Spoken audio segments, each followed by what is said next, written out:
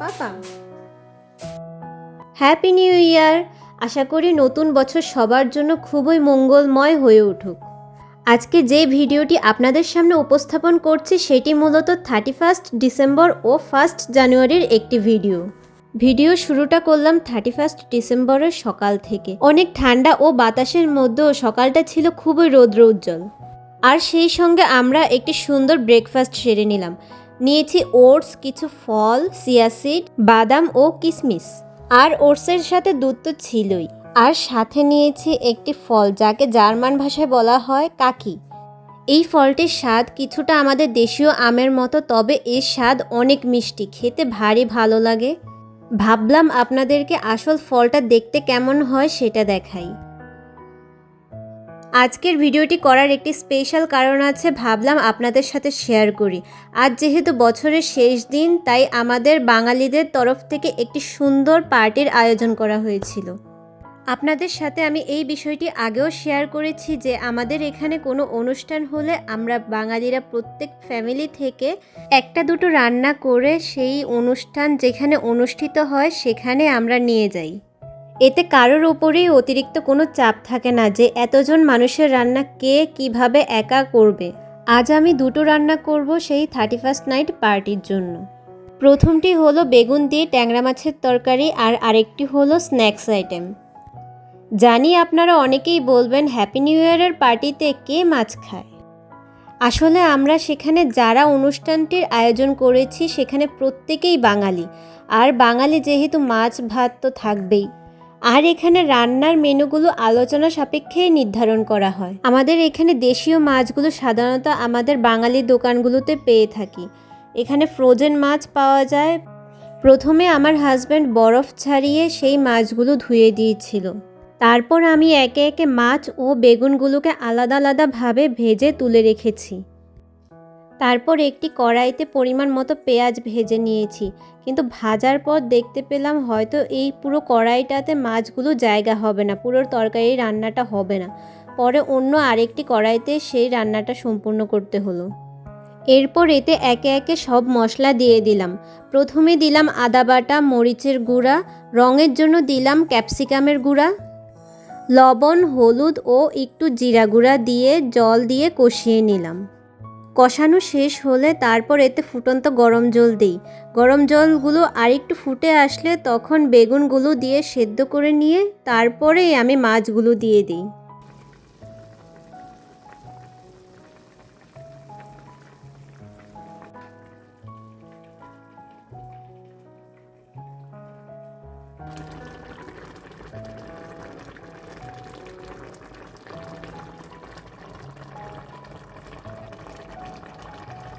মাছ যেহেতু বেশি তাই ভেঙে যাওয়ারও ভয় আছে, সেজন্য আগে মাছগুলো তুলে বাটিতে সাজিয়ে নিয়েছি। এরপর ঝোল ও বেগুন পুরোটার ওপর ছড়িয়ে দিয়েছি, আর সাথে কিছু ধনেপাতা কেটে দিয়েছি। আর তখনই বাইরে তাকিয়ে দেখি খুব সুন্দরভাবে তুষার পড়া শুরু হয়েছে, আর পাখিরা ছোটাছুটি করছে নিজেদের বাড়িতে যাওয়ার জন্য। আমাদের বাসা থেকে পাখিদের কমিউনিটি অনেক সুন্দর দেখা যায়। ভোর হতে না হতে পাখিরা দলে দলে পাহাড় থেকে লোকালয়ে পাড়ি দেয়। আবার সন্ধ্যা হওয়ার আগেই পাখিরা নিজেদের বাড়ির উদ্দেশ্যে রওনা দেয়। এত সুন্দর লাগে যখন পাখিরা ঝাঁকে ঝাঁকে কিচিরমিচির করতে করতে তাদের বাড়ির উদ্দেশ্যে রওনা দেয়। কিন্তু আজ সন্ধ্যা হওয়ার আগেই বাড়ি চলে যাচ্ছে, হয়তো তুষারপাত হচ্ছে এই কারণে।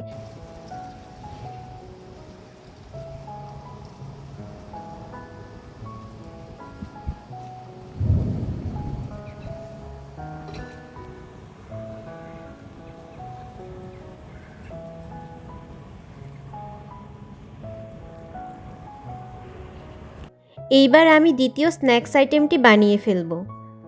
এর জন্য আমি নিয়েছি কিছুটা সুজি, সেদ্ধ আলু, ডিমের কুসুম, লবণ, ক্যাপসিকামের গুঁড়া ও ময়দা।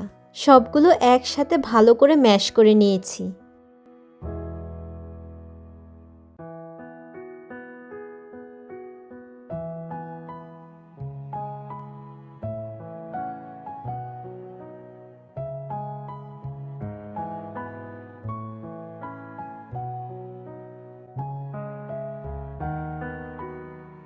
আর শেষে আমি কিছু পরিমাণ কাসুরি মেথি গুঁড়ো করে দিয়েছি। আর একটু বাইরের দিকটা দেখুন কিভাবে স্নোফল হচ্ছে। এরকম স্নোফল আমার খুব ভালো লাগে। আপনারা কারা এমন স্নোফল দেখেছেন প্লিজ জানাবেন। আবার রান্নায় ফিরে এসেছি। ডোটাকে রুটির মতো বেলে তারপর ফ্রেঞ্চ ফ্রাইয়ের মতো কেটে নিয়েছি। বেশি পাতলা করিনি, মোটামুটি একটা পুরুত্ব রেখে কেটে নিয়েছি। তারপর আমি 2025 ও 26 লিখেছি, কিন্তু তেলে ভাজার পরেই এটির আসল রূপ দেখতে পেলাম। দেখুন আপনারা কি অবস্থা, কত সুন্দর করে কত আশা নিয়ে বানিয়েছি আর তেলে ছাড়ার পর কি হলো।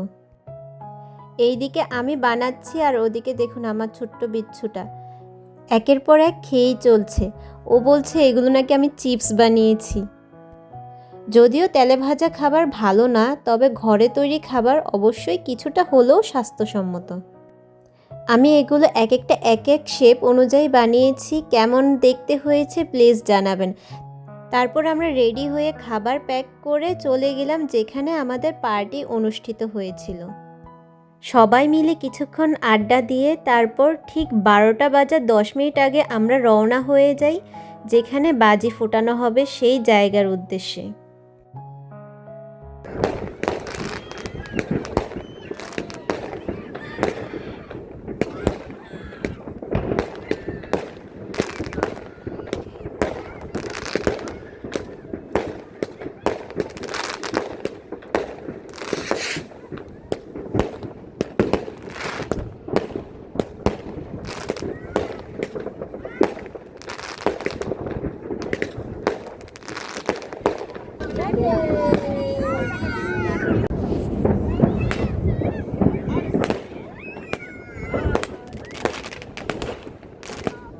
আমরা এখানে নদীর পাড়ে এসেছি। এখানে প্রচুর মানুষ বাজি ফুটাতে আসে। আশেপাশে পুলিশ ছিল এবং উপরে ছিল হেলিকপ্টার, যেগুলো দিয়ে কন্ট্রোল করা হচ্ছিল যেন কোনো ধরনের দুর্ঘটনা না ঘটে। আর ঠান্ডা তো ছিলই, আর সাথে ছিল প্রচণ্ড বাতাস আর তুষারও পড়ছিল, তবে অত বেশি না, সেজন্য ক্যামেরাতে বোঝা যাচ্ছিল না। বাজির এত শব্দে আমার ছেলে প্রচণ্ড ভয় পেয়েছিল, তাই ভাবলাম সামনের বছর আর আসবো না এখানে। আমাদের বাসা থেকেই বাজি ফোটার নানান দৃশ্য দেখা যায়। কিছুক্ষণ থাকার পর আমরা আবার সবাই একসাথে বাসায় চলে আসি, কারণ আমাদের রাতের খাবার খাওয়া হয়নি। এবার আমরা সবাই একে একে বসে পড়লাম খাবার টেবিলে। এক এক বৌদি এক একটা আইটেম নিজেদের বাসা থেকে করে এনেছে। প্রত্যেকটা খাবার অসম্ভব সুন্দর, ভালো খেতে হয়েছে।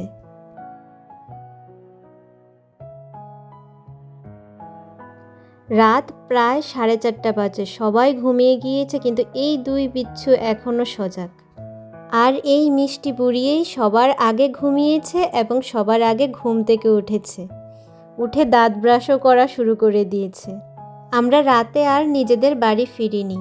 এই মিষ্টি বুড়ির মা বাবারা প্রায় অনেক মাস আগে থেকেই আমাদের বলে রেখেছে যেন ওদের বাসায় গিয়ে আমরা 2 দিন থাকি। বিদেশে এসে যখন নিজের আত্মীয় পরিজন থেকে দূরে থাকি, তখন এইভাবে কেউ আবদার করলে না রেখে আর থাকতে পারি না। বেশ ভালো কেটেছিল আমাদের 2025-এর শেষ দিন এবং 2026-এর প্রথম দিন। সন্ধ্যার আকাশটা কত সুন্দর লাগছে দেখুন। প্রার্থনা করি যেন নতুন বছর সবার জীবনে সুখ বয়ে আনে।